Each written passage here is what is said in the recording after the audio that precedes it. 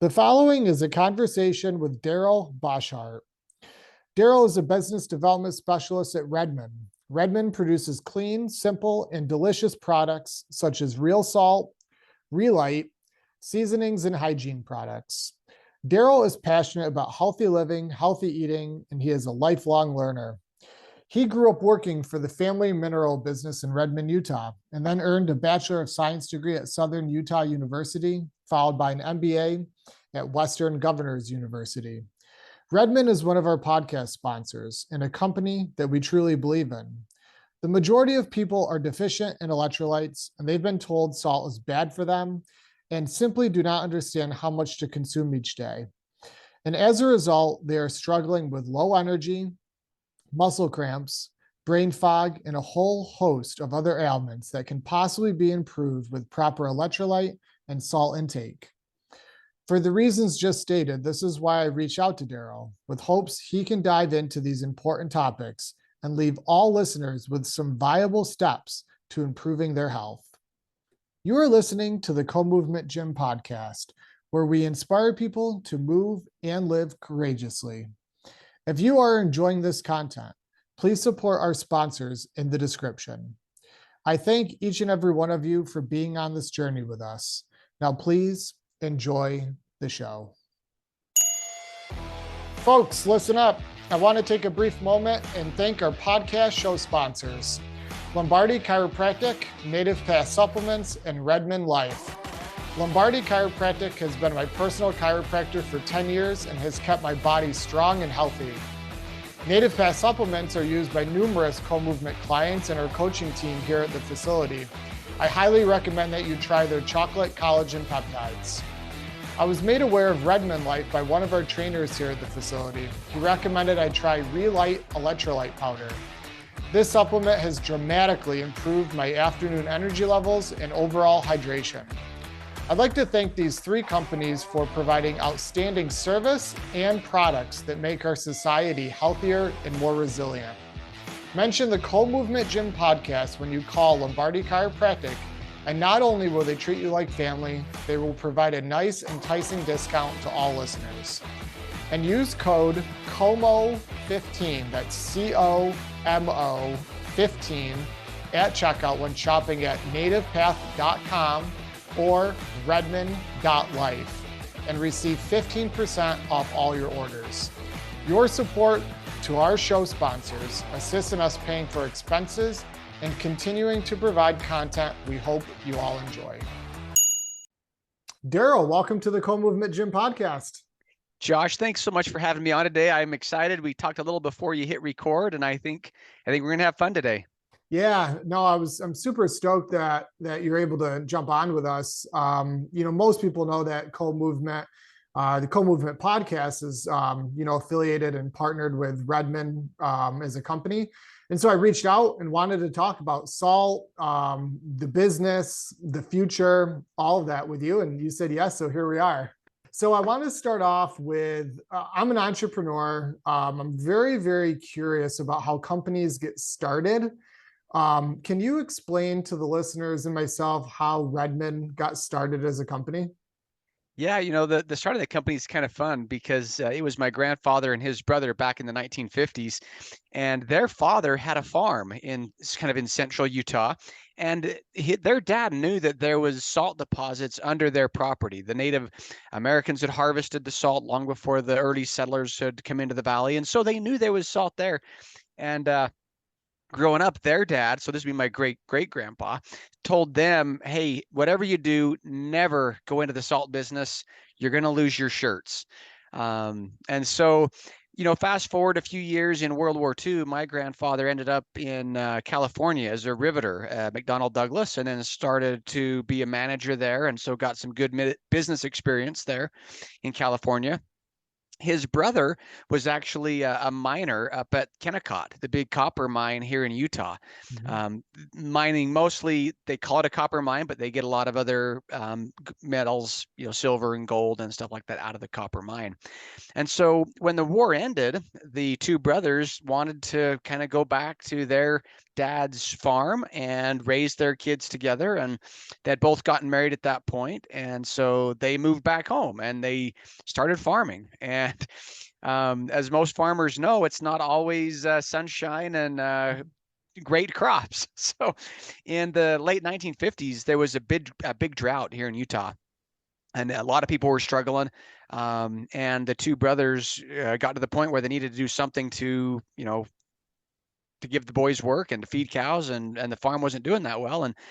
And so the two, they didn't talk to their wives because the wives had also heard, both of their wives had heard the story about losing your shirt if you go to the salt business, but they didn't feel like they had much choice. And so they went down to the bank and they got a loan. And with my grandpa's business experience at McDonnell Douglas and his brother's mining experience up at Kennecott, they bought a bulldozer, and they took a big steel, like a big piece of rebar, and pounded it down through the field, trying to see where the salt came closest to the surface. Mhm. And where it came closest to the surface, they took that bulldozer and plowed the alfalfa and barley out of the way and started selling salt. And initially to farmers, as a farmer yourself, you know the importance of minerals. Mhm. In fact, if in animal husbandry, if your animals don't have access to salt, birth defects, poor calf rates, I mean, all kinds of problems, hoof rot, and all kinds of things start to show up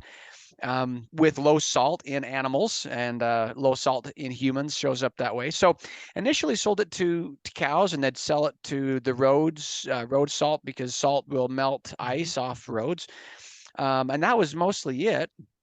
Then in the 1970s, the health food movement here in the US started to take off. And there was a nutritionist or health writer from California that was coming through, probably on a vacation, and didn't think much of it, gave him a tour of the salt mine. And at the time, the family, we would eat the salt, but Mhm. didn't sell it to health food stores because it looks kind of dirty. Mhm. If all you'd ever seen in your life was white bleached refined flour, the first time you saw some natural wheat flour with the germ and the husk and everything, you're going to say, man, this flour's gone bad. And so we kind of felt this, even though we as a family thought the salt tasted better, we were a little bit embarrassed that it had this rosy pink color with these minerals in it. But this nutritionist came and gave him a tour, and he took some salt home, and we started getting all of these interesting phone calls from California, people saying, hey, I hear that the salt out of your deposits, the healthiest, tastiest, most mineral rich salt in all of the US, and would like to buy some. And we said, well, we sell it for cows or roads, but we don't really sell it for health food stores. They said, well, you should. And so the family sat around and said, what do we call this stuff? It's not half salt. It's not fake salt. It's just real salt. And the name stuck. So we put in a shaker and put in a health food store. And for a lot of years, it was a really slow part of the business. Everybody kind of thought that it was more of a labor of love than it really was a profitable part of the business, up through the 1980s, 1990s. And then when it really, that kind of late 90s, early 2000s, when the health food movement really started to get some legs, Mhm. that's when Real Salt kind of became the brand it is today. Wow. So you went 20 years. Well, initially it sounds like 20 years of selling for agricultural and road salt. And then almost another 20 years after that, selling some to people for consumption. But that's a 40-year time frame before it really hit, right? You're right. I remember as a kid growing up, after school, I'd ride my bike down to the mill, and I'd help. There was one lady, her named Lavinna, so I'd kind of run the mill, and she'd kind of package the salt, and it would take us like 2 months or something to make a pallet, because it was just a Wow. slow, shaker at a time under this little funnel. Put the next one down, then we'd go down and put all the lids on, fun to see, how far it's come. It's back in the early 2000s, my family sold it to another family. A lot of us are still involved, but it's not just my family, but the legacy's fun. And, it's kind of fun to look back. And my grandpa and his brother have both passed away, but if they could look at the company now and see how many, lives are impacted, not only through employment, but also through the minerals, they'd be pretty delighted. Yeah, that as an entrepreneur, I'm 12 years in. Like that is inspiring. Like your company is now what, 70, almost 70 years, right? In and you're still growing and evolving and doing your thing. And that's yeah, that's inspiring not only to myself, but hopefully a lot of people listening. How And many, something yeah, go ahead. Well, I was just saying something that we learned early on. It takes a different personality to run and manage different stages of the business. And my grandfather and his brother always had this, this belief that the minerals were either depending on how you look at spirituality, either a stewardship or a serendipity or lucky, whatever. I mean, choose the word, but they felt a kind of responsibility or a stewardship to help share the minerals, not only with farmers, but also to use those to provide great jobs for families. And in the 90s, kind of felt like the family had done a really good job building this up to where it was, but kind of felt a little bit of stagnation. I kind of felt Mhm. with the right leadership, we could really, keep moving the company forward. And so I thought that was really great of my dad and uncles at the time to see that and not try to, just hold it and keep it tight, and realize that maybe they weren't the best, to move it into the next generation. And sometimes with the family business, you get 3 or 4 generations in, and Yes, people hate each other, yes, and yes. nepotism Yeah, creeps in. And what you're describing is quite rare, right? With multi-generational family businesses. Um, and that the success of obviously what you're doing in the product is a testament to you guys still going and growing. It's really cool to hear you say that some light bulbs went off when you realized other people could do certain things better in other divisions to help you guys grow, right? Faster. That's sort of where I am now with our company 12 years in. Like we have a staff and they're amazing training clients and whatnot, but to get to that next level, um, I really feel that's what needs to happen. And you guys did that. and it's kind of interesting, Josh, because as as a business owner, sometimes there's jobs that you hate. Yep. You have to do it because you're kind of the guy. Yep. And then what my family found was that, like, for instance, my dad, he loved customer service. He just loved talking to people on the phone about their cows or the salt and how it could impact their farm. And Mhm. but as a business owner, he was kind of the office manager, and if somebody had to get let go, that was him. And if somebody had to, then so he had all these jobs that he didn't fill his cup. It didn't make him feel like a better person, Yep. but he was kind of the default to do it. And so one of the things when we first sold the business, the family sat around and said, "Hey, what jobs do you love and which do you loathe, and let's move things around." And so even after my family sold the business, up until just a couple of years ago, if you called the customer service line to ask a question about how much salt for your cows,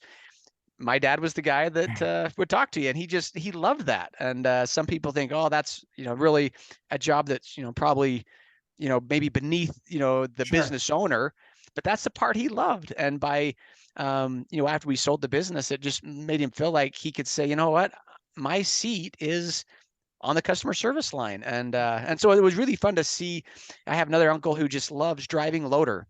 Yep. Yep. And he was kind of managing this operational side of things, but he just really loved to drive loader. And I think sometimes as business owners, you get stuck doing things that somebody else would be way better. They would love it more, but you feel like this is the bad job, so I have to do it. Mhm. When in really somebody else might love it, and you could do the parts that you love. So it Mhm. was worked out really well. I know every business doesn't, and every family business doesn't have that sort of a happy ending, but it's been really good for the family, and the business continued to grow. And now it's another family. It's still a privately held company, Yep. but it's not we kind of passed the mantle on. Yeah, yeah, yeah. No, that's amazing. And do you ever see it going public or no? I don't have a crystal ball, but I Yeah, would be very surprised sure.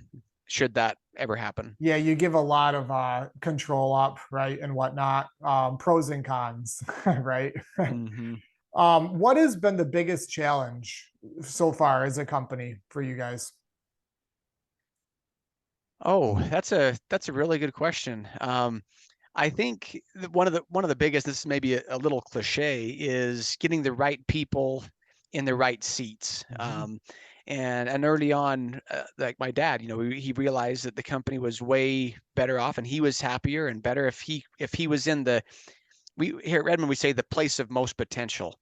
And so we really try to have everybody be in their place of most potential. And that means being a little flexible. And there's probably some days, Josh, where your place of most potential is working with a client, and other Yep. times it might be with family. And I think as companies are able to get the right people on the metaphorical bus, that's from the book Good to Great. Talks about getting the right people on the bus and the wrong people off the bus. And then once everybody's on the right bus, you got to get them in the right seats. And I think that's been one of the things we've tried to be most intentional about.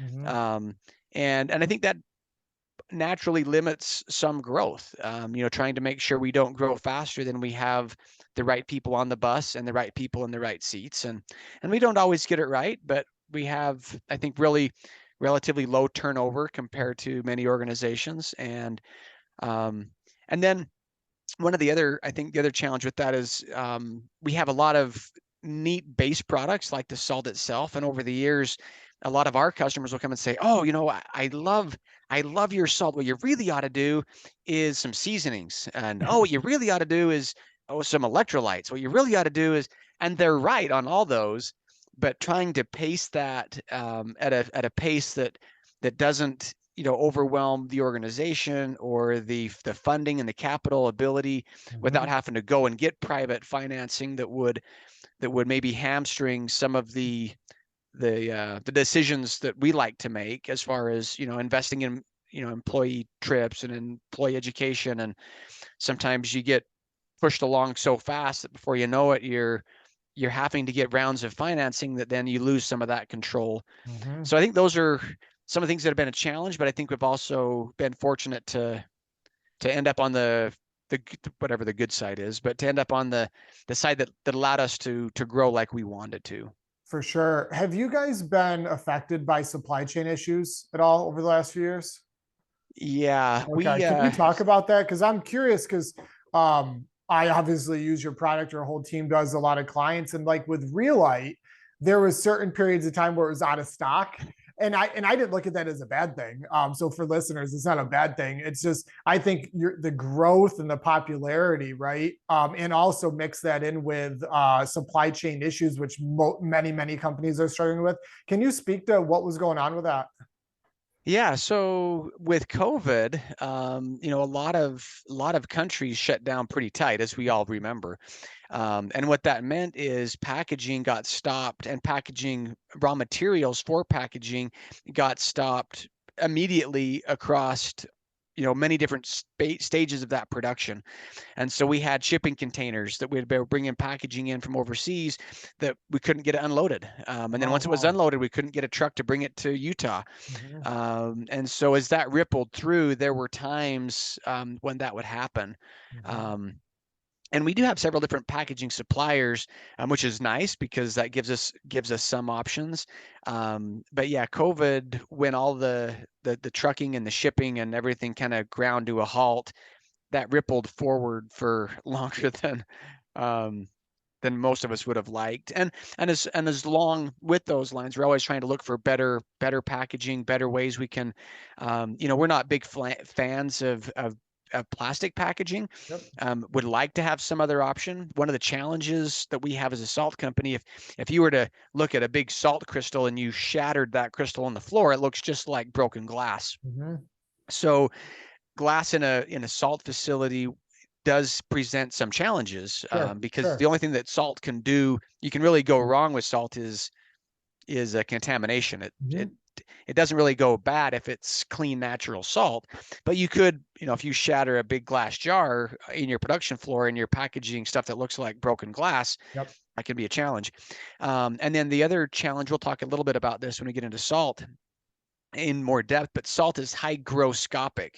So salt absorbs moisture out of the air. And so packaging salt in paper that is somewhat porous or even corrugate, like a cardboard box, unless you're adding chemicals to the salt, because that container being, fiber or paper based or hemp or whatever, because that's not airtight, over time that sucks water through the walls of the package. And so because of that, we're always trying to, find different things we can package in. And, there are some plant-based packaging coming, but a lot of those, even though it's plant-based, there's enough science behind it and chemistry that even though it's plant and carbon, by the time you run it through and turn it into plastic, it's still plastic. Sure. And so we'll have customers sometimes, hey, there's this new technology where you can take, plants and turn it into a plastic container. Yes, but by the time you do that, it's still a plastic container. And so anyway, we're always kind of on the lookout for ways we can keep improving. But yeah, COVID certainly hit our supply chain with packaging.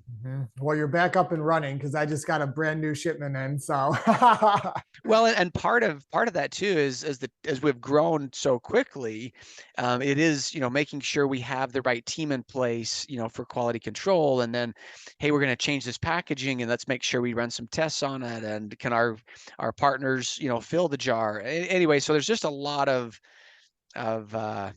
considerations, I guess, when it comes to packaging and going from, every time you add a SKU or an item, you got one more set of labels, you got one more box, you got one more lid, you have one more jar, you have a lot more ingredients. And our production manager, his name's Ron, and I think from the business development and the sales and the marketing side, they think, oh yeah, it's let's just add a new flavor of Relyte. sure. And he's saying, hey guys, just so you know, every time you add a flavor, that's like at least 15 pallet spots, because I have to have the raw materials, I have to have the jars, I got the labels, I've got to have inventory that's, to be made. I've got to, and they're like, oh, it's because they're just thinking, hey, it's just a pallet, just one more item, one more SKU. And but no, it's a little bit more involved than sometimes the teams realize. Sure.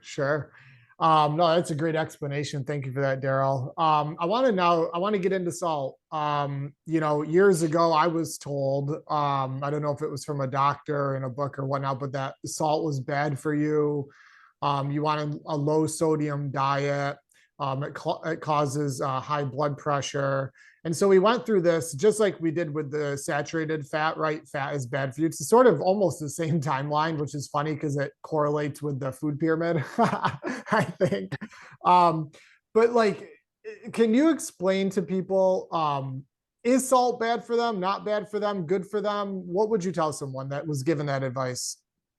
As a preface, I say that I'm not a doctor, but and the other thing I would say is if you are on kidney dialysis or you have kidney failure, any stage of kidney failure, ignore everything I'm about to say, because healthy kidneys can process an insane amount of salt because that's what it's designed to do.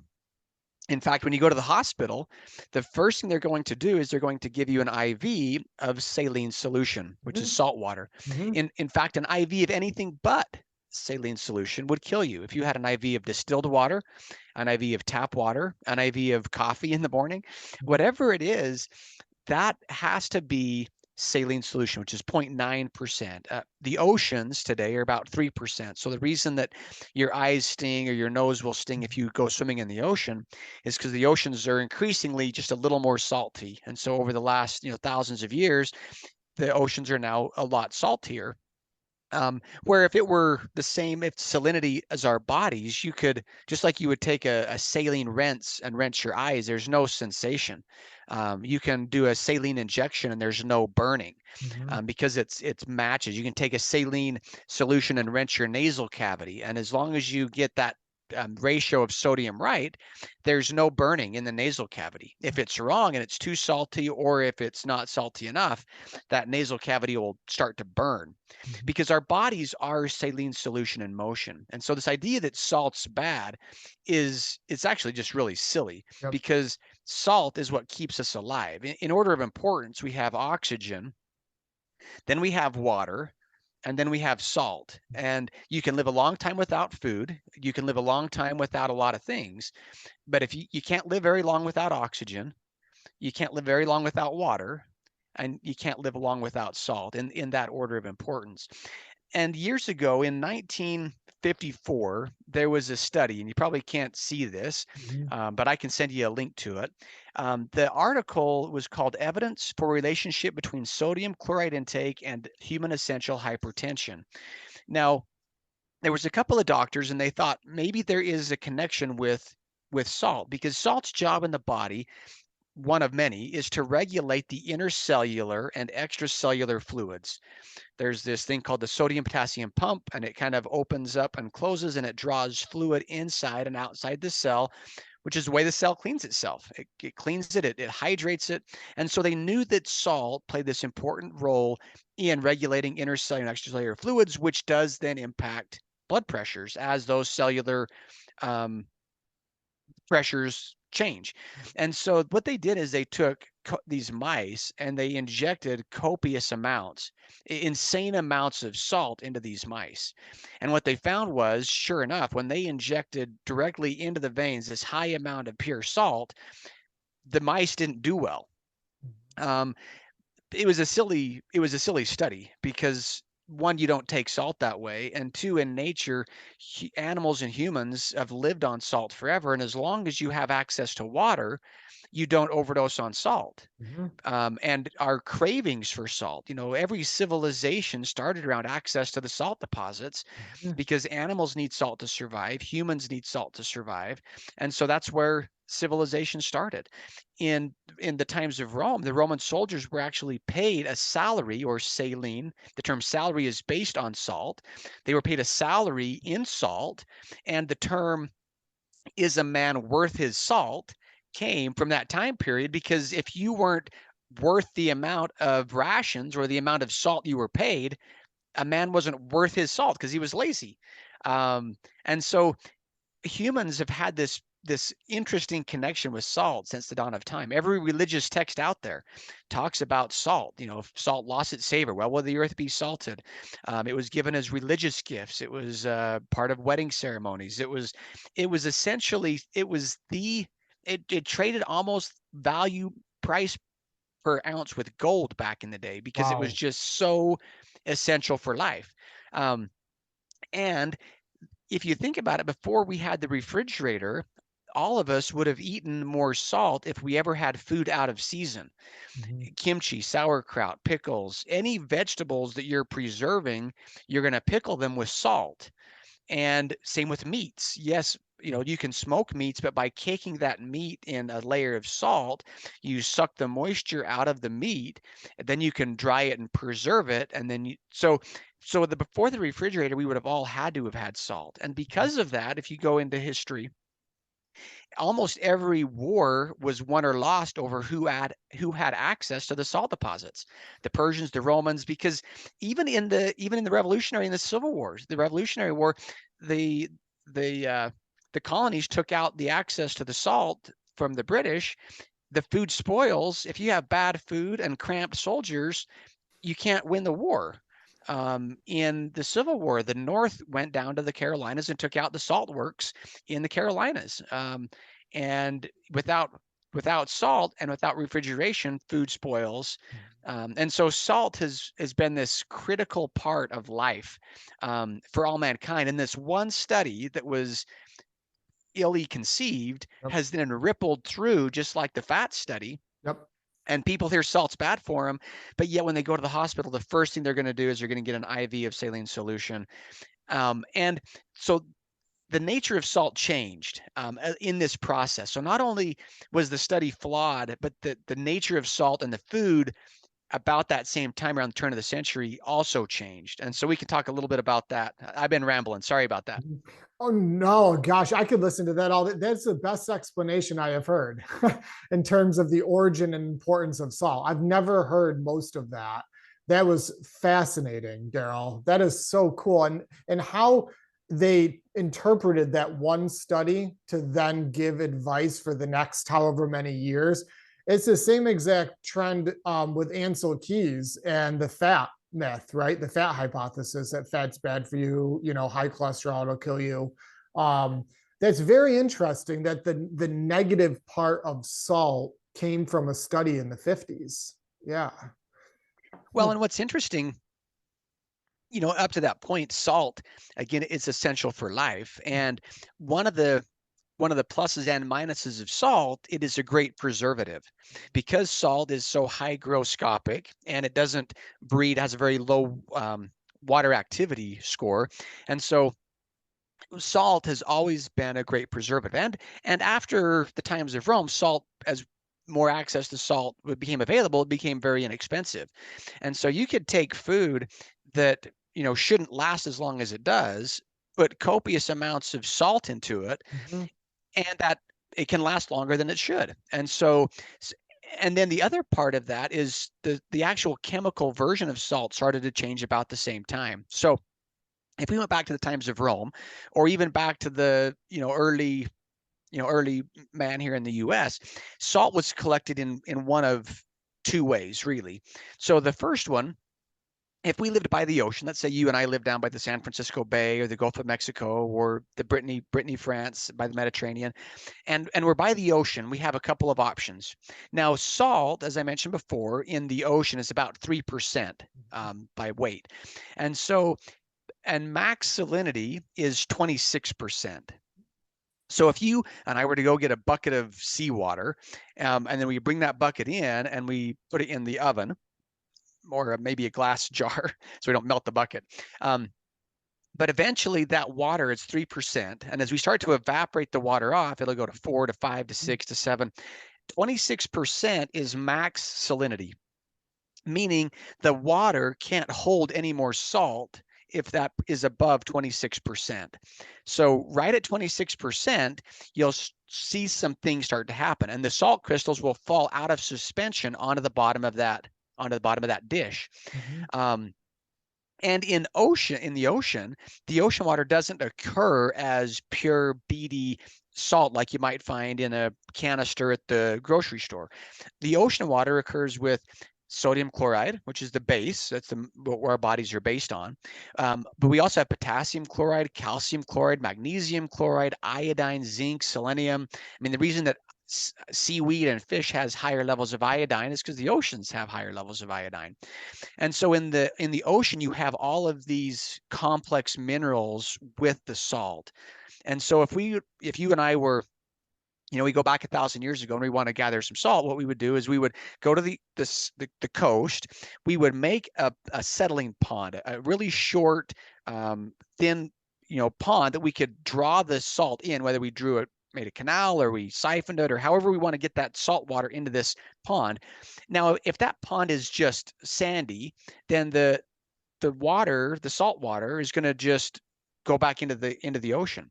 So Mhm. what we would do back then is we would go find some mineral rich clay, and clay creates a barrier that doesn't let the water seep out of. So we would bring the salt water into this clay lined pond, typically a gray clay. The pond would be lined with clay. When the water comes in, then the hot sun evaporates that water till it hits 26, 27, and eventually we're going to have all of these salt crystals laying on this bed of gray clay. Wow. We rake that up, and now we've got this lovely gray salt. Some people know it as a Celtic or a French gray salt, and it's because it was evaporated in a clay-lined gray pond. And so not only do you have the salt from the ocean in its whole state, but then we also have some of that mineral color and the minerals from the clay. And so you get this mineral rich salt that has a great flavor. Now, if we were in Hawaii and all we had was red clay, Mhm. now we're going to have a Hawaiian red salt. But the beautiful part of it is that salt, because it settles off all together at once, is in its holistic state. More like milk would be if you had milk with all of the fats versus taking milk, pulling out the fat, selling it to an ice cream or butter or whatever. And now you're selling the leftover skimmed milk, and it's a completely different product than it was when nature Mhm. created it. And Mhm. so the first challenge with salt companies around the turn of the century, salt companies realized that they could, instead of using a single process, they could use a membrane, and they could use a series of evaporation ponds, so they could pull the water in, leach off the potassium chloride, move it to the next pond, pull out the magnesium chloride, move it to the next pond, pull out the calcium chloride, and all of a sudden you've, through a series of evaporation ponds, you've changed the way that salt was created. Mhm. um, and and that was a big factor. And so the nature of salt did change, and so a lot of salt companies today, yes, there are other minerals in there, because it's, I mean, there's, 60 some minerals in the ocean. They don't pull off every one of those. They're not in high enough amounts, but they can, those higher occurring electrolytes, they can certainly pull off. The challenge being that our bodies need all those other electrolytes to process the sodium. Mhm. And that's what a lot of new studies on salt today show us. You could have people eating high amounts of sodium or low amounts in the high or the low blood pressure groups, depending on the adequate amount of calcium, magnesium, potassium, the amount of sugar and fats that they're also consuming. Oh, wow. That's an important point right there, Daryl. Keep going on that. Yeah, so that was the first thing that caused the nature of salt to change. So the first one is just salt companies demineralizing or changing. It'd be like if you and I were maybe we're orange farmers, and we know that oranges, citrus fruits, a good source of vitamin C. Part of vitamin C is ascorbic acid. Ascorbic acid is part of the vitamin C complex. But if you and I were in Florida and we're farming oranges, and we come up with this brand new technology that we can take an orange and extract out the ascorbic acid, put it in a capsule to sell in the health food store, and then still sell the orange. I mean, why wouldn't we do that? Well, I know why we shouldn't do that. Um, and but I think at the time people weren't thinking about it. They just thought, hey, this is a great way to pull out potassium chloride. We know that's important. This is a great way to pull out magnesium chloride. That's important.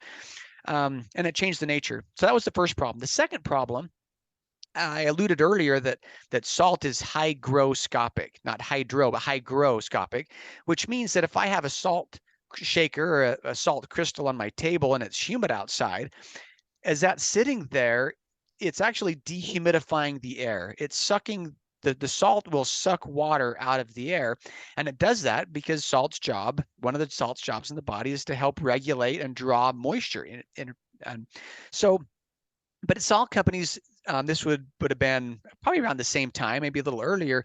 Salt companies wanted to make salt less problematic, because back then, if we took a jar of salt on a humid day, the jar is going to get sticky because it's going to suck water out of the air. So you might have to put some rice in, or maybe you have to, tap on it because it'll clump. Yep.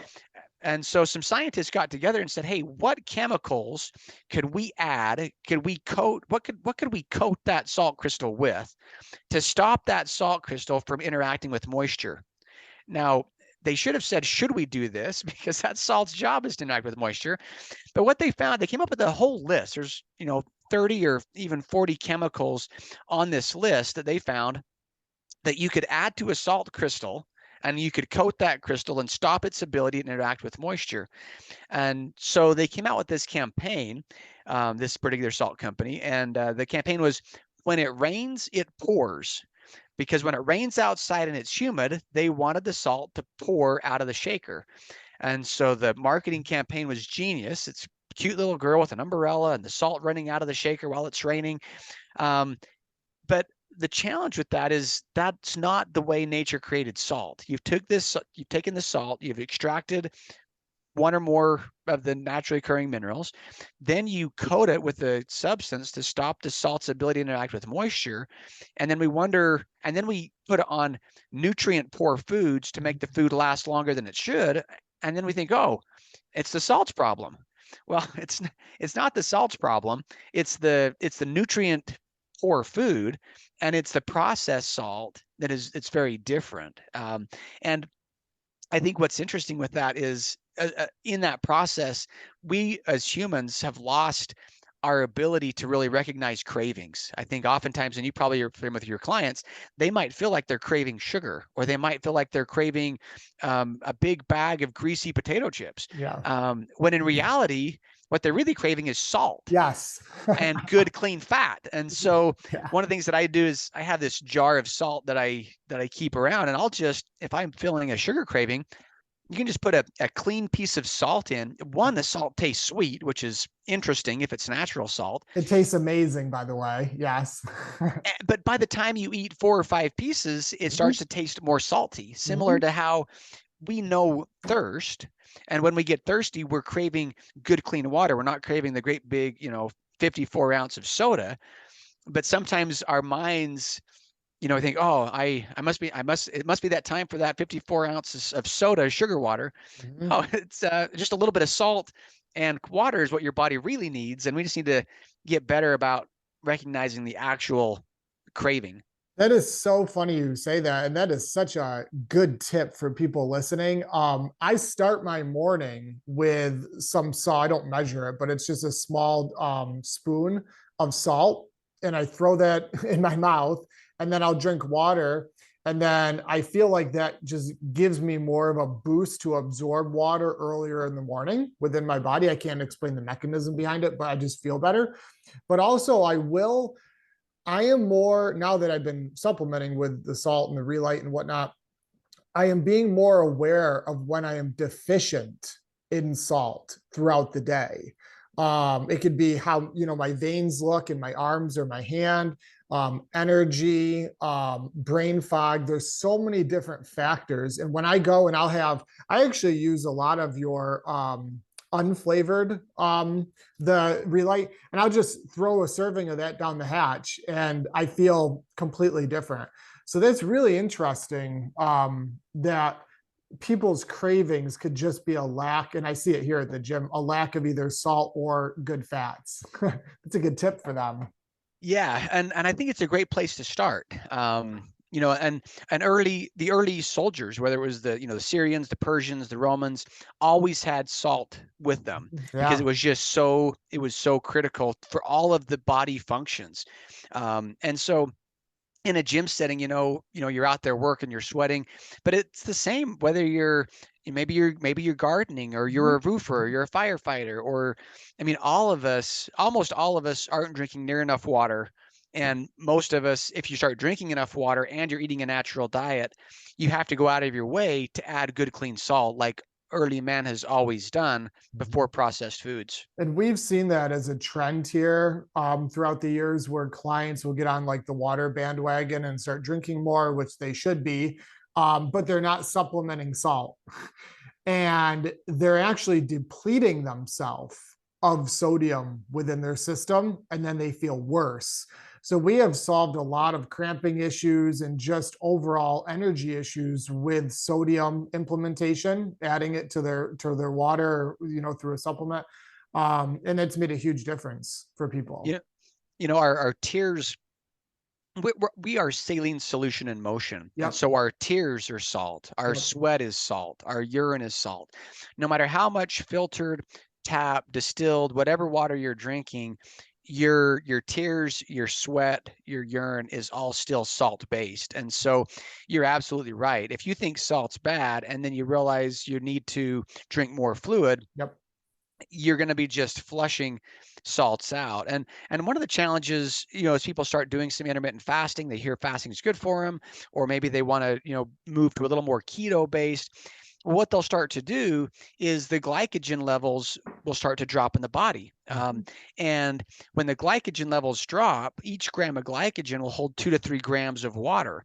And so as you go into that fast and you're dropping those glycogen levels, you're also flushing lots of water, and with that, a lot of minerals. And so people will get, a few hours into this fast and they just feel like crap. Yes. Yes. We Or have the keto many. flu.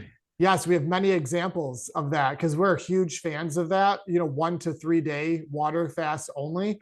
but the clients that bonk hard and quit throughout that didn't supplement sodium. And it makes sense because and you feel bad because people hear, well, sodium's bad for me, Mhm. because of this study. And so the first thing I would tell people is, just like we thought fats were all bad, we thought all salts were bad, and it's just not the case. So your body, your eyes, your brain. I mean, there's fat is essential for health, but we're not talking about a glazed donut fat. We're Mhm. talking about good fats. Um, and salt's the same way. And so if people hear that salt's bad and they want to make these lifestyle changes and they're hesitant to to find a good natural salt, they will start to feel really crappy.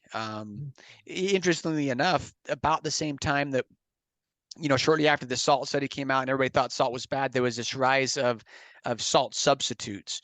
And if you go to a grocery store and find a salt substitute, interestingly enough, on the back of every salt substitute, there's a warning that says, for normal, healthy people, please consult your general practitioner before use if you have any heart, kidney, liver, because the chemicals in that salt substitute are actually bad for you.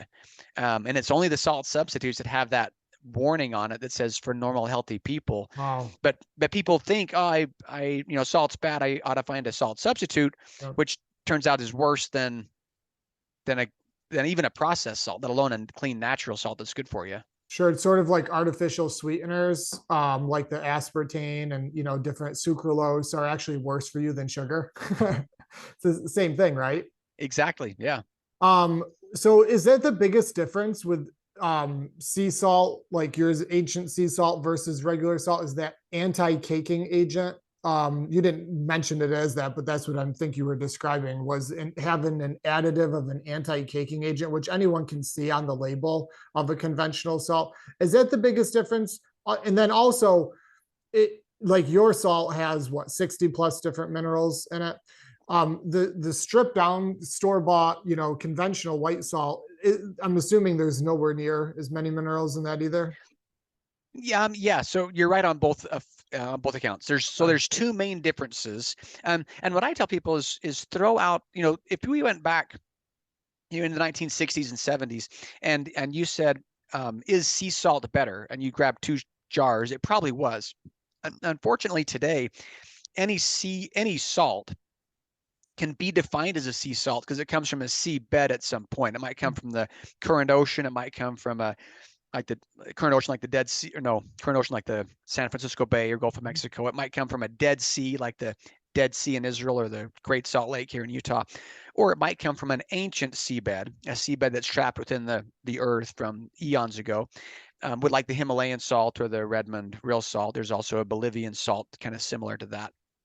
But seabed is consistent. And so rather than looking at the name sea salt, you want to look at the back of the label, because there's a lot of sea salts on the market today that if you look at this label, they're just as bad or worse than what you might have defined as a table salt. So that's the first thing. Just kind of, I'd encourage your listeners to not look for sea salt anymore, but actually look at the label. And the two big things are, one, the demineralization, and then the two, the additives of the anti-caking agents. And if you look at like a natural salt, like the gray salts I mentioned, or maybe the red salts or the Himalayans, or the mineral percentage, it's still going to be 98% sodium and chloride with 2 to 3% trace mineral. So it's not a massive amount. Now every little bit helps, just like in an apple, there's a lot of small amounts of nutrition, or in a piece of meat, there's micro levels of all of these different nutrients, and salt's the same way, but it's only 3%. So salt is not a source of calcium, not a source of fat. It's mostly just a source of sodium and chloride. Chloride kind of gets overlooked, but it is just as essential in the body as sodium. In fact, one of the things that people notice when they go to a low salt diet is their digestion goes to pot, because our bodies digest food with hydrochloric acid, HCl, hydrogen and chloride, that chloride coming mostly from salt. And so you do need the sodium for the sodium potassium pump and some other functions, as you need the chloride as well. So The lack of minerals is part of it, but I think the bigger factor is in fact the anti-caking agents. If you look at the anti-caking agents that are added, there are things like a yellow prussiate of soda, which is sodium ferrocyanide, sodium, Wow. not bad, ferrous iron, cyanide, poison. Another common one is sodium silicoaluminate, kind of similar to the antiperspirant chemical. Um, and if you were to take 2 licks of antiperspirant before breakfast, you might have some health challenges. And there's another one called propylene glycol 400. Yep. It's not pure propylene glycol like antifreeze, but it's certainly not something I'd want to be putting on my eggs every morning. Mhm. And so these chemicals are actually, some of them, they're not really stable, and so they color over time. And so a lot of times, if you look at a salt shaker, you'll see dextrose as an Yep. additive to the Yep. salt. Yep. Um, for any musical fans or old Disney show fans, we used to, like Mary Poppins, say, just a spoonful of sugar helps the processed salt go down. That's why they would put the sugar in the salt. That's not the case. The sugar is actually added to salt as a stabilizer. Some of these chemicals that they add to the salt aren't really stable, and so they'll add dextrose to salt to Oh. stabilize the formula. And so if you ever look at the shaker in your house and you see dextrose as an additive in your salt, or in fact see any additives in your salt, Mhm. I'd say use that to melt the ice on your sidewalk or make some Play-Doh, or kill some slugs or something, but I certainly wouldn't eat it. So I'm sure there's someone listening asking right now, well, real salt doesn't provide iodine. Um, I know the answer to what I'm about to ask you, but I know that many people are wondering where else can they get iodine in their diet sufficient enough to not get into an issue with an iodine deficiency. Great question, Josh. And I think the important part of iodine and salt is no discussion on salt would be complete without talking about iodine, for a couple of reasons. But let's back up to World War One. So the only reason that you and I associate iodine and salt is because of the draft that was instituted in World War One. At that time, as they were starting to draft men, particularly out of the Midwest, they noticed there was a big goiter problem. A goiter being a swelling of the thyroid that you can't be drafted into the military if you got this big goiter. And so the military sat down and said, look, we have got to solve this problem. This is not sustainable. We can't draft people with a goiter. How can we get people to eat more iodine? Because they did know it's an iodine deficiency. Interestingly enough, it was mostly in the Midwest, because you think in the Midwest, lots of flour, lots of processed sugar, and very little seaweed and seafood, which the coasts weren't having the goiter problem. It was mostly coming out of the Midwest. And so the scientists got together with the government and said, okay, we got a few options. Let's see what we could add iodine to force it into the human population, like some municipalities will do with fluoride into the water supply. You can't add that to water. Iodine, it turns the water purple and doesn't taste very good. And so that didn't work.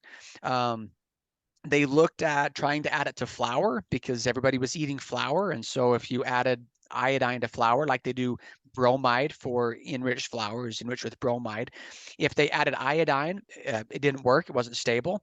And so somebody suggested adding iodine to salt, because everybody has to eat salt to survive, and it is fairly stable. Now, interestingly enough, when you add iodine to salt, that iodine that's added is less than 10% bioavailable. Oh But wow, that's a big statement there. but it's Yeah, but it is, I mean, 10% bioavailability is better than getting none at all. sure. And so in a quarter teaspoon of iodized salt, you have 45% of the daily recommended allowance per quarter teaspoon, 45% per quarter teaspoon. However, that's assuming it was bioavailable, but the studies have shown it's less than 10%, but it's still Wow, 5%. So 5% is better than nothing. sure. And so it actually solved the problem.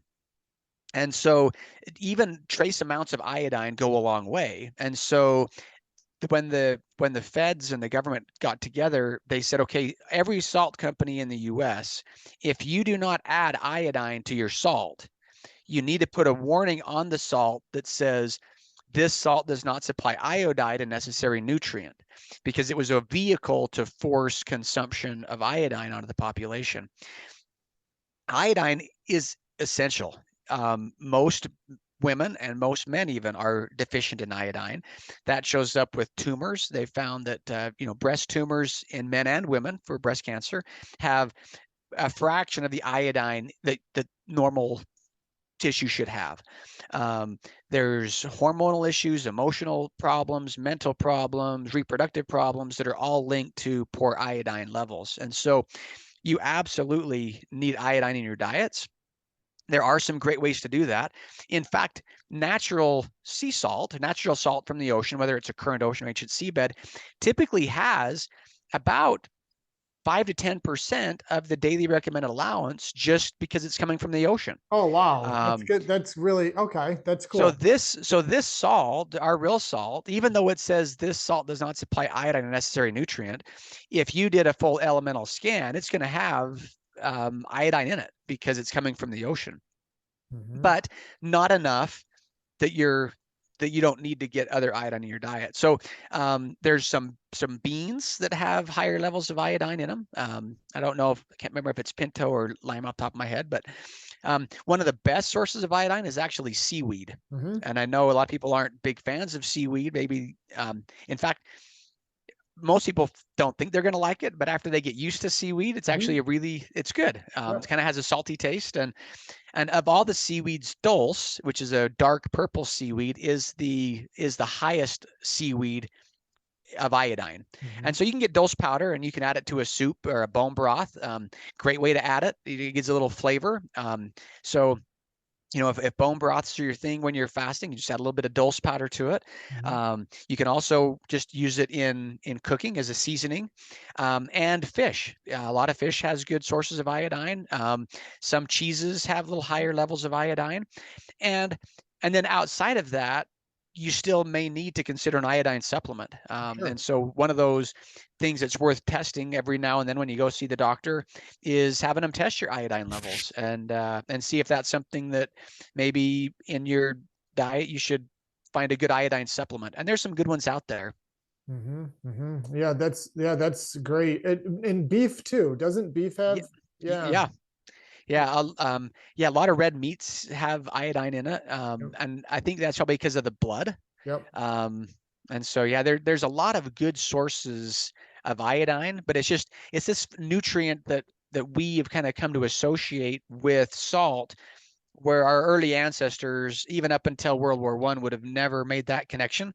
They would have just said, eat good clean meats, eat, add some seafood into your diet, add some dulse powder, um, and eating a more natural diet, which was kind of interesting because it was, again, when this all came about, it was because of the draft in World War I, and it was the Midwest.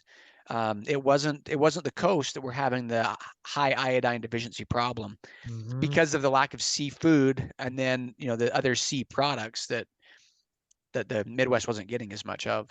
Sure. Now, the what other products? We've talked a lot about salt. We talked a little bit about Relyte, the electrolyte supplement you guys offer. I did a lot of research before hopping on this call with you, and you offer quite a few other products. Can you explain some of that to the listeners? Yeah, so back in the 1950s, when my grandpa Milo and his brother Lamar were starting the business, they were always farmers, and so there was always a farm. Growing up, I changed water and built fence, and they were cow farmers. They had a little bit of they had cows. They had some dairy just for themselves. It wasn't like a big dairy operation, but and then so early on, selling salt for cows and for sheep and for pigs and for chickens was the main part of the business. And so we still do that. So we have an agricultural division. And whether you're an organic farmer, maybe you're an Amish farmer in the Midwest, or you're a hobby farmer, homesteader, we have, products that are for cows and horses and pigs and sheep. And just like, humans need salt, so do our animals. We also have a product that's clay based. Clay is, clay's a fun product, and we talked all about salt today, but we could talk just as longer about clay, but animals eat clay. It's a natural toxin binder, and so animals in nature will seek out clay. And so we actually have clay that's right there with the salt deposit. And so some of our products in the agriculture industry have salt with some clay added, or we actually just have clay as a feed additive that we sell for animals as well. And then we have salt for roads. We also just like, animal husbandry, the cows in the backyard do well on salt, so do game animals. Yep. And so we also have salt for the deer management, folks, because it makes them healthier, just like it makes you and I healthier. And then we still have a farm today. So we have a dairy farm, and we do raw milk and Oh, wow. and and that's just here in Utah, because you can't Yeah. sell, raw milk over state lines. But we have all A2 and A2 herd, which is for some people that's a better milk option. And so we have a couple little health food stores here that we sell not only our salt and our Relyte and some of our cosmetic. We have a toothpaste that's salt and clay based. It sounds crazy. It's the world's ugliest toothpaste, but it's all I've pretty much ever used. So we sell that at our little health food store. So we have a few other products and industries than just maybe the salt you see at the gym. Sure. It's a testament to how important it is, right? You mentioned the raw milk. I'm curious by this, just slightly off topic, but I drink raw milk. I get it from a local farmer. I drink about a gallon a week. It's amazing, filled with, nutrients, good calories. So in Utah, you're able to sell that within state lines?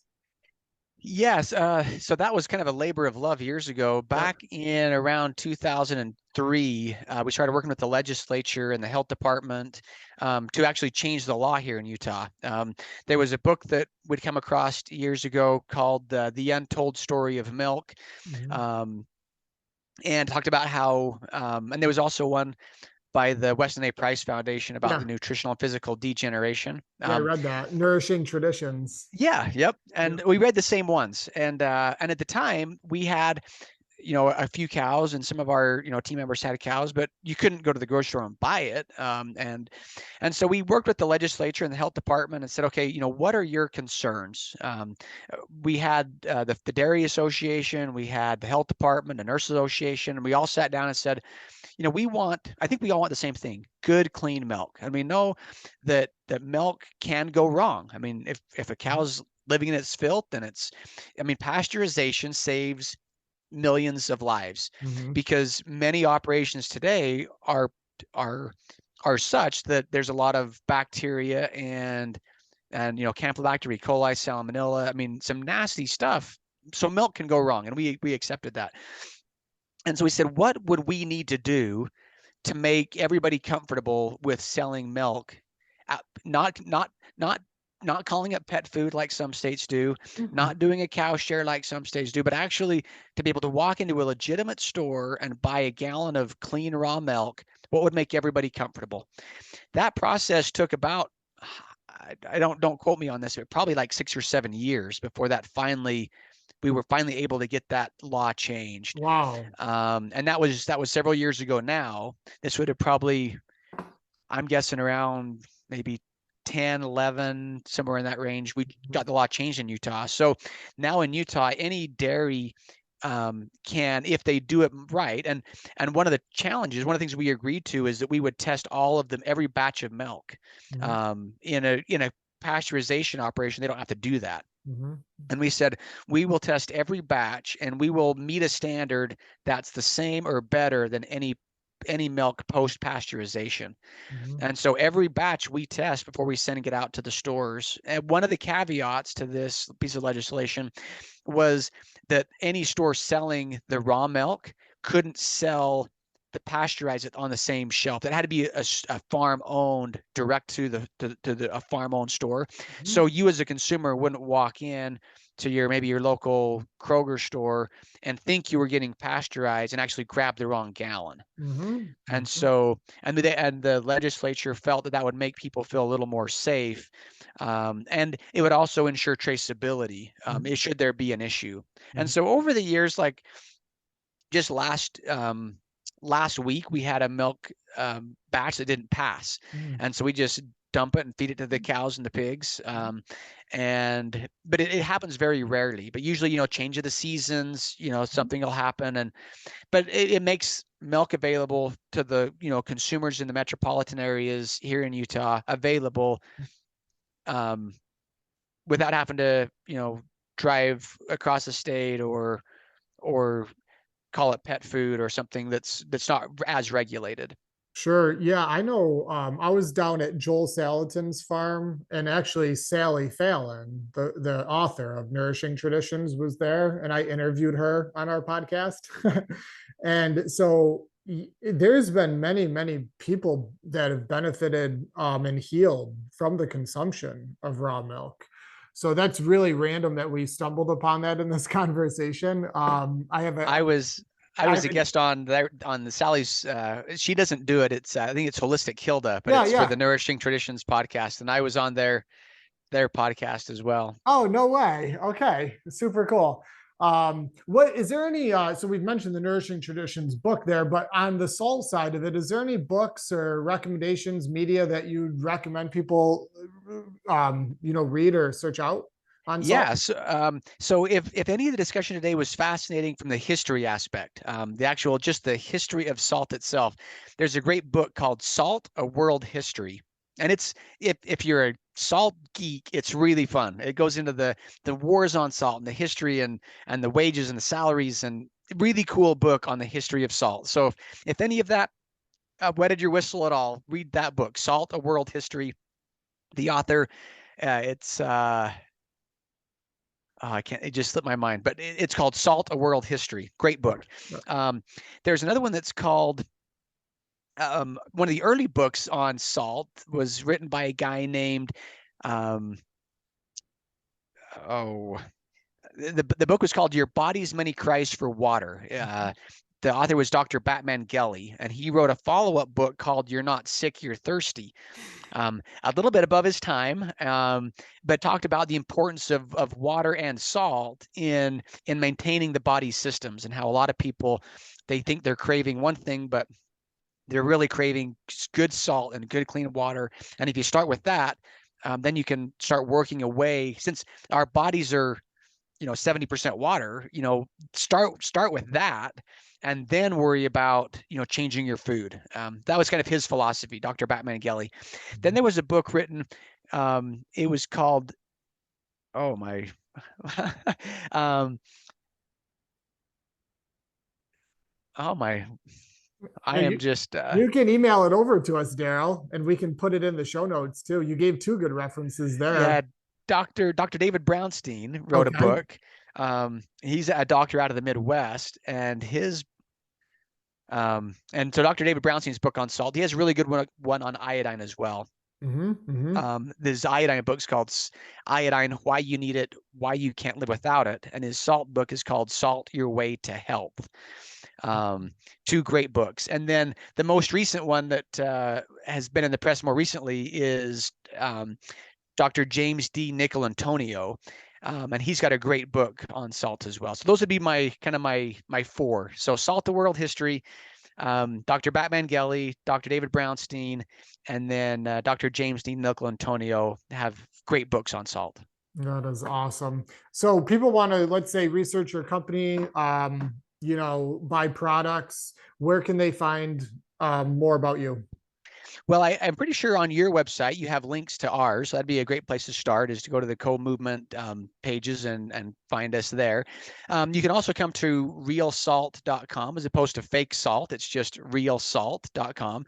And then to see a little bit more about Redmond, itself, you can go to redmond.life, REDMOND.life. And at the .life, that's all more of the consumer products. If you wanted to see more of the agricultural stuff that we talked about, maybe you're a hobby farmer, or maybe you're a rancher, you want to see what products we have for the agricultural industry, you can go to Redmond Inc., Redmond INC, and then .com, and it'll have kind of a link to all of the different families of products underneath that page. Mhm. Well, that's awesome. What today's talk was great, Darryl. I thank you for the time. It's great education for me. Hopefully the listeners out there, and hopefully we inspired people to research the kind of salt that they're ingesting, and hopefully they're going to start supplementing the right amount and feeling better. So I thank you.